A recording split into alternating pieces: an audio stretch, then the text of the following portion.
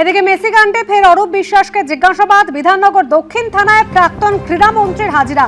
ময়ূখ ঠাকুর চক্রবর্তী আমাদের প্রতিনিধি সরাসরি রয়েছেন আমাদের সঙ্গে। ময়ূখ, এর আগে অরূপ বিশ্বাসকে দুদফায় প্রায় 6 ঘন্টা জিজ্ঞাসাবাদ করা হয়েছিল। আজ কোন কোন প্রশ্নের সম্মুখীন হচ্ছেন অরূপ বিশ্বাস?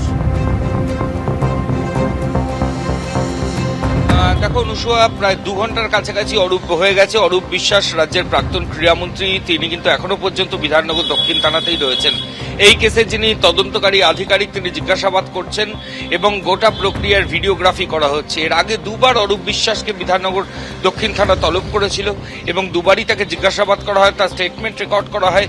এই নিয়ে তৃতীয়বার তাকে বিধাননগর দক্ষিণ থানায় ডেকে পুলিশ আধিকারিকরা তাকে বিভিন্ন প্রশ্নের ইন্টারোগেশন করছেন। মূলত যে প্রশ্নগুলো করা হচ্ছে, শতদ্রু দত্ত, যিনি এই কেসে ইভেন্ট ম্যানেজার ছিলেন এই মেসির কলকাতার, সেই শতদ্রু দত্তের একটা অভিযোগ ছিল যে প্রচুর লোকজনের কাছে ক্লোজ প্রক্সিমিটি কার্ড চলে গেছিল, অ্যাক্সেস কার্ড চলে গেছিল, অথচ তিনি সেই কার্ড ইস্যু করেননি। তিনি যে কার্ড ইস্যু করেছিলেন তার প্রায় 3 থেকে 4 গুণ কার্ড নিয়ে লোকজন মাঠে ঢুকে পড়েছিল এবং প্রাক্তন ক্রীড়ামন্ত্রী অরূপ বিশ্বাস এবং তার যারা অ্যাসোসিয়েট, তার পরিবারের সদস্য থেকে শুরু করে তার ঘনিষ্ঠ সদস্যরা, তারাও মাঠের মধ্যে গেছিলেন। ওই ক্লোজ অ্যাক্সেসে লিও মেসির সঙ্গে তারা ঘুরছিলেন।